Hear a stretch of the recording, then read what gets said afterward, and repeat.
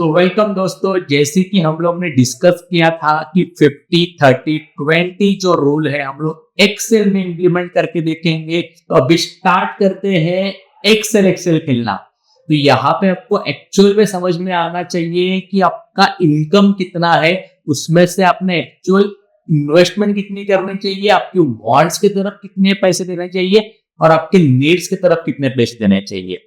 Okay, तो ये रही स्क्रीन पे एक्सेल, जिसमें आपको यहाँ पे दिखाई दे रहा होगा कि एक फिल्टर फाइनेंस बजट करके एक फाइल है। तो वहां पे आपको हर एक मंथ के आपको डिटेल्स दिखाई देंगे कि वहां पे अगर आप देखोगे कि एवरी मंथ आपकी इनकम कितने आने वाली है, एवरी मंथ आपके नीड्स कितने रहेंगे, एवरी मंथ आपके बॉन्ड्स कितने रहेंगे और सेविंग के लिए आप कितना पैसा डालोगे। तो यहाँ पे अगर आप देखोगे तो येलो कलर से जो सेल फिल किए हुए हैं वो आप एडिट कर सकते हो, यानी कि वो एडिटेबल सेल है। तो हमेशा याद रखना कि जो भी एक्सेल आपको मिलेगी तो उसमें येलो कलर के जो सेल्स रहेंगे वो एडिटेबल रहेंगे, जहाँ पे आपको वैल्यूज फीड करने हैं। बाकी सभी की सभी वैल्यूज जो है वो ऑटोमेटिकली फॉर्मुलेटेड है। ओके, तो अभी देखते हैं कि जैन 2025। ओके, जैन 2025 में लेट सपोज कि जो आम इंसान की सैलरी है, या फिर आप बाद में आपका खुद का भी एग्जांपल लेके ये एक्सेल में फिल कर सकते हो। तो सैलरी जो है वो लेट सपोज 40,000 है। ओके, अदर इनकम जो है दूसरी जगह से आने वाली अगर इनकम जो भी है तो साइड इनकम तो वो 4,000 के आसपास है। ओके, सेविंग जो है मेरी सेविंग से जो आने वाली इनकम है वो भी समथिंग अराउंड 4,000 के आसपास है। अदर इनकम यानी कि दोस्त को दिया था मैंने पैसा और यहाँ वहां से और मेरा पैसा 2,000 यहाँ से वहां से आ गया। तो टोटल आप यहाँ पे देखोगे तो टोटल इनकम के कॉलम में आपको दिखाई देगा कि 50,000 मेरी जनवरी मंथ की इनकम हो गई है। ओके, तो अभी यहाँ पे अगर आप देखोगे सेकेंड शीट पे तो मंथली नीड्स है।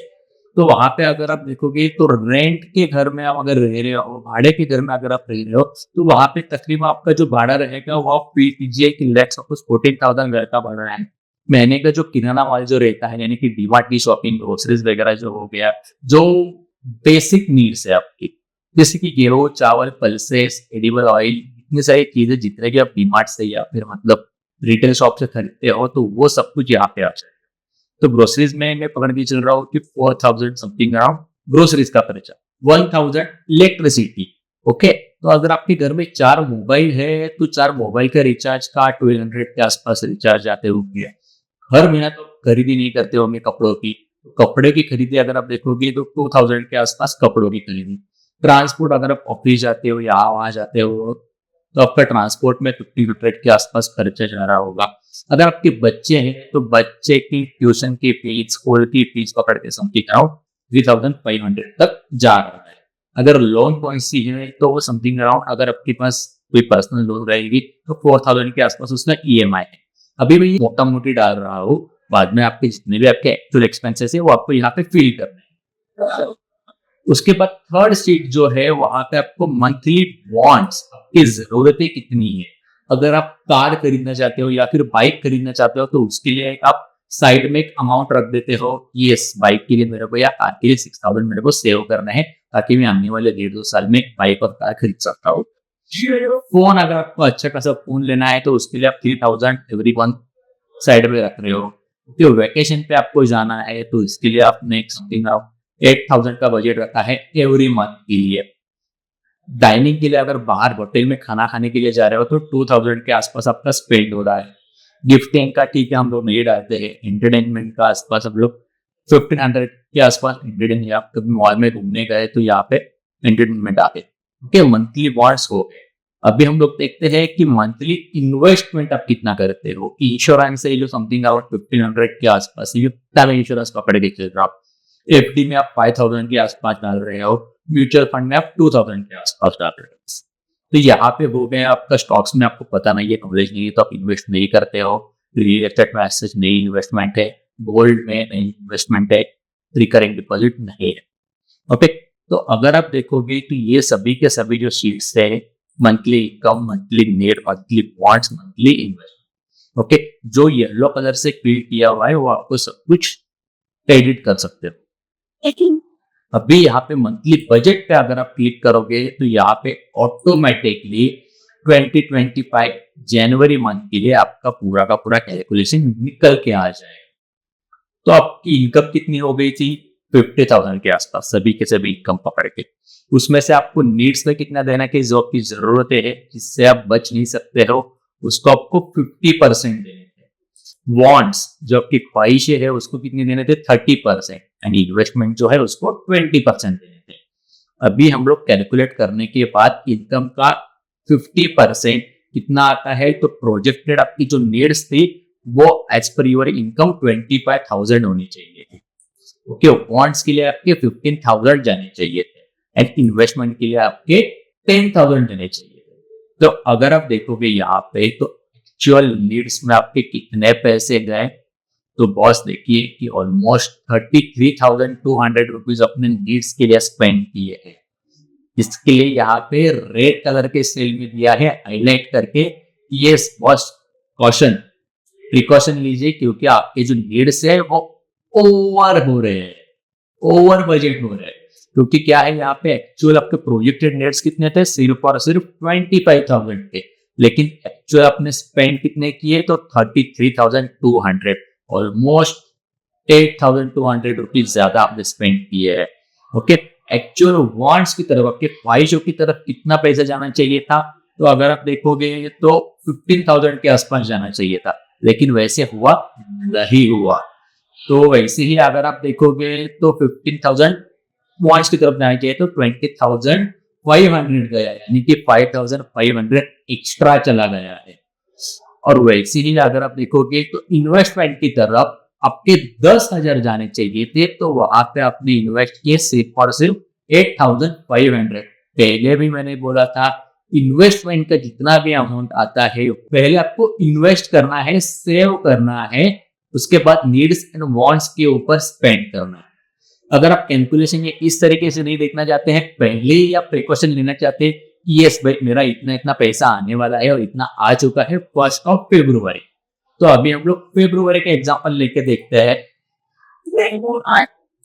सैलरी जो है मेरी सेम रहेगी 40,000, साइड इनकम से मेरे को 6,000 का बेनिफिट हुआ, क्योंकि सेविंग में से मेरे 5,000 आ गए और अदर इनकम में से मेरे 3,000 आ गए। ओके, तो यहाँ पे आप देख सकते हो टोटल मेरी मंथली इनकम जो थी वो 54,000 है। ओके, तो अगर 54,000 अगर मेरी मंथली इनकम है, तो उसमें अगर मंथली बजट आप देखोगे तो यहाँ पे एलोकेट करके आ गया से कि मेरे को नीड्स के ऊपर मेरी जो जरूरतें हैं वो मेरे को फिट करनी है, सिर्फ और सिर्फ 27,000 में करनी है। उसके बाद मेरे वांट्स जो है वो 16,200 में ही फिट करने हैं, और 10,800 जो है मेरे सेविंग्स की तरफ ही जाना चाहिए एनी हाउ। अगर आप देखोगे तो ये आपका प्रोजेक्टेड कैलकुलेशन है, वो आपका एक्चुअल में होना चाहिए। और जब भी आप मंथ एंड में करोगे तो आपको पता चलेगा कि यस भाई मेरे इतने खर्चे जो है वो वांट्स की तरफ हुए, इतने खर्चे जो है वो नीड्स की तरफ हुए। मेरे हाथ में बचा क्या? बस कुछ भी नहीं बचा। क्यों? तो वांट्स एंड नीड्स ये सब कुछ खत्म हो गया। ऐसा नहीं चलेगा। ये जो एक्सेल दिया है आपको वो उसी के लिए दिया है कि ताकि आप प्रॉपर कैलकुलेशन कर सके, एंड आपकी आने वाली ग्रोथ जो है आपको ये इमीडिएट ग्रोथ नहीं दिखेगी, लेकिन ये जे टाइप कर्व रहेगी। जे कर्व यानी कि क्या, कि स्लोली स्लोली चालू होगा, उसके बाद थोड़ा सा आपको पिंच बैठेगा, लेकिन जैसे पैसा एक बार एक्यूमुलेट होते जाएगा, आपको आदत लगती जाएगी, तो वो जे कर्व ऐसे ऐसे ऐसे दिखेगी। Okay, so this is how it works. आगे हम लोग आने वाले वीडियोस में हम लोग देखने वाला है कि कंपाउंडिंग का कैसे इफेक्ट मिलता है, इन्वेस्टमेंट करनी है तो एक्चुअली कहाँ पे करनी चाहिए।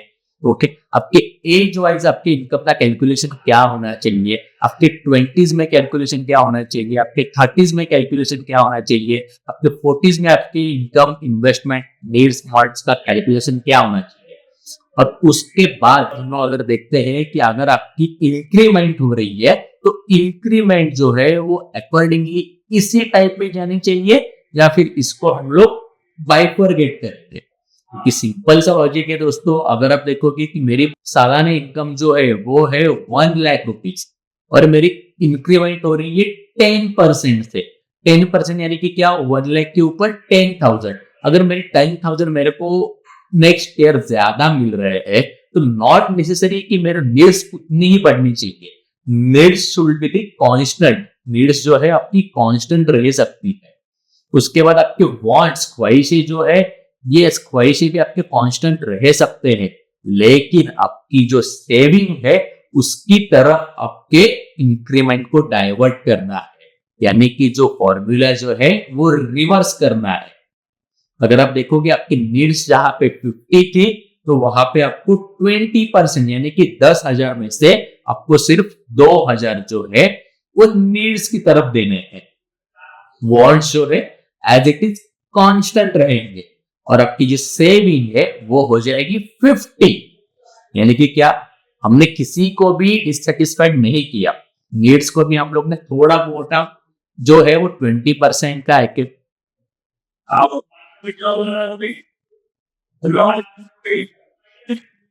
छोटा मोटा 20% हम लोग ने दे दिए, यानी कि 2000 नीड्स की तरफ हम लोग ने दे दिए कि जो हमारी जरूरत है। उसके बाद वांट्स जो है वो कांस्टेंट है 30%, एंड जो हमारी जो सेविंग जो है वो आपके जो आने वाला फ्यूचर है उसके लिए जो बचा के रखना है, इसमें हम लोग ने आपके इंक्रीमेंट का 50% इन्वेस्ट कर दिया है। So that will be the greater idea. Okay, तो ऐसे ही मजेदार वीडियोस के लिए, ऐसे ही मजेदार नॉलेज के लिए आगे बने रहिए and B with me till and. Thank you so much guys and have a great day.